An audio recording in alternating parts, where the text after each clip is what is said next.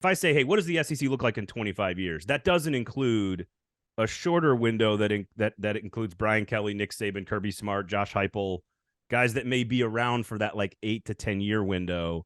And then after that, there's a potential blow up of the ACC where there's another round of expansion in 15 years. Like, I'm just curious, where's your first benchmark where you feel like the league changes? That's playoff expansion. So the entire Oklahoma, calculus. No, you see, Texas and Oklahoma actually, look, I can make you an argument pretty quickly that if you're Oklahoma, especially right now, just given like that roster and transition from Riley to Venables, why not park it in an easier conference for 2 more years? I would.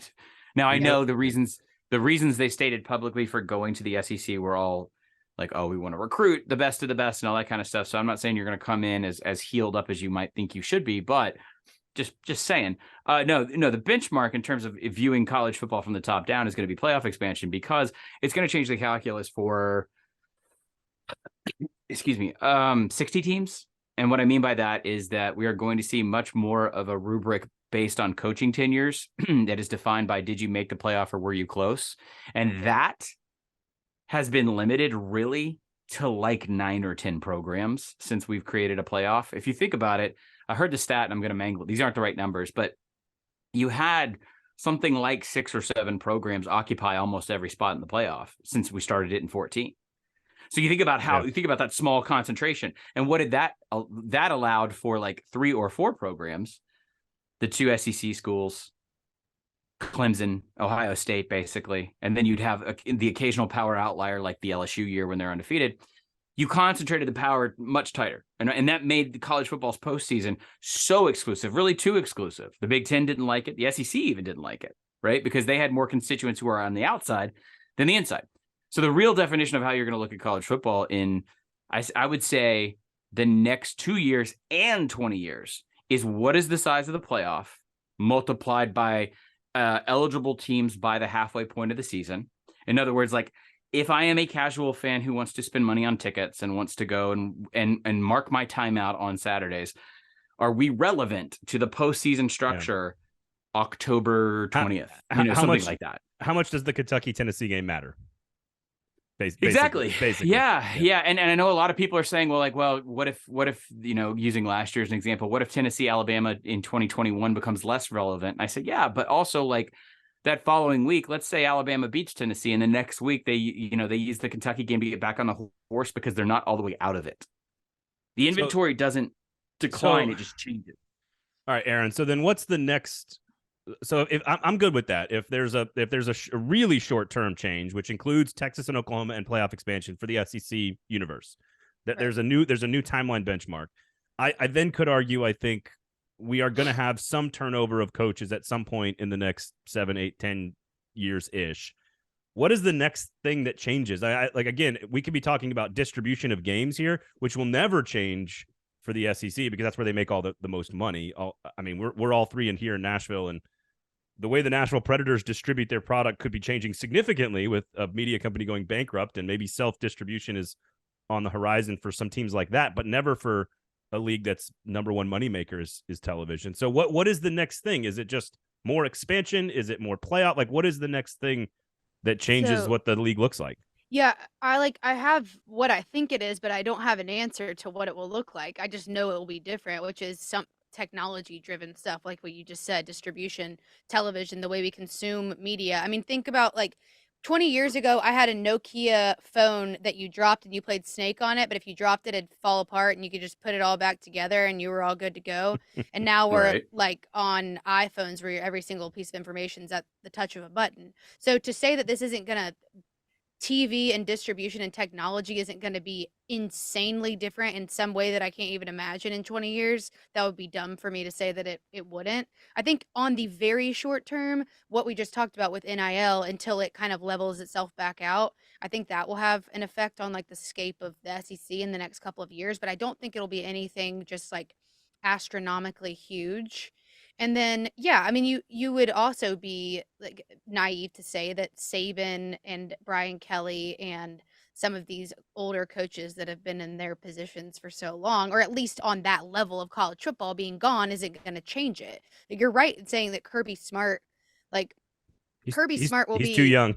He's not gonna be in that same wave. But yeah, I mean, I think technology is definitely my answer to that, but I don't know what it's gonna look like. Let me ask you this, Steven, then. If you had to pick, like, ACC blows up and expands, NCAA is disbanding, the SEC and the Big Ten break away, things that have kind of been in the ether for a while.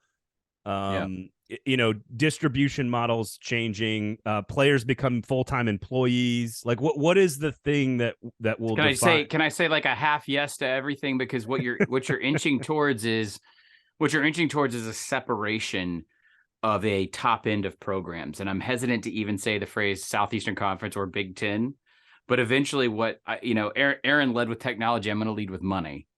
And what money's going to do is separate programs. And right now we define that by conference. That may not be the case in 10 or 15 years.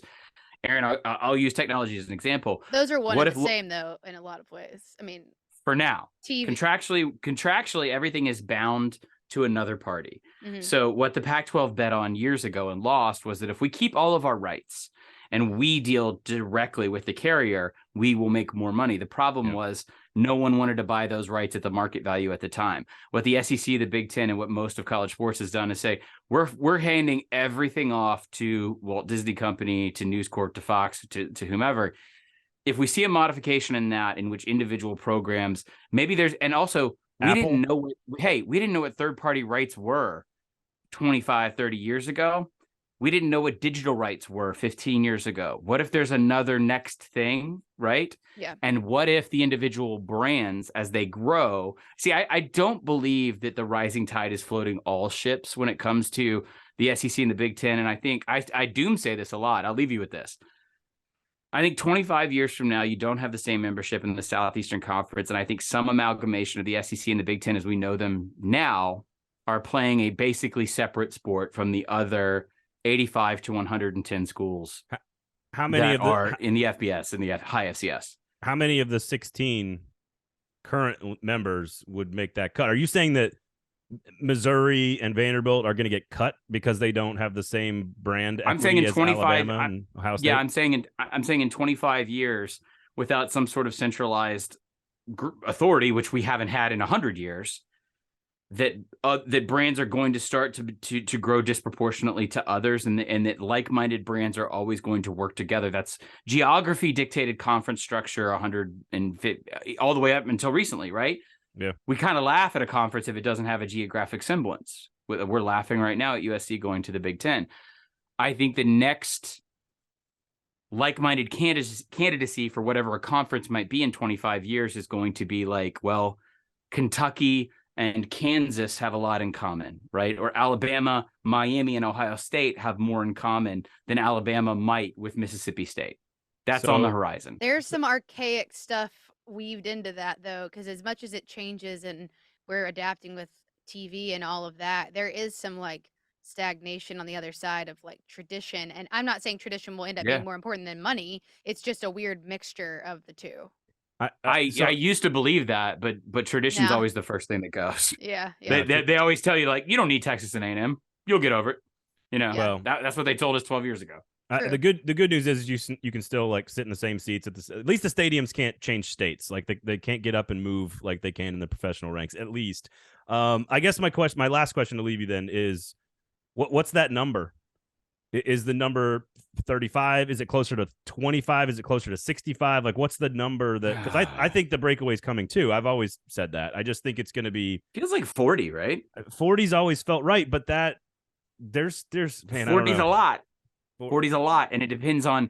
So the question to ask is how, like, for whatever this future platform is, how much inventory does it need to sustain? That's what you would ask, and so it's less about like, okay, I'm going to put Clemson in there. Maybe I'm going to put TCU. New York. I'm not going to put Baylor. It's not that. It's how much inventory does that higher platform need to sustain? Is it 12 or is it 48? There's a point of diminishing returns, and I think unfortunately for SEC fans, there are more teams that are excluded from that than you think. I would totally agree. Yes, that's what I would say, and that is world's ending in 20 years. See, that is not a great place. I'll see you later. It's not a great place to end this conversation, but thank you, Stephen, for joining us. We do appreciate it.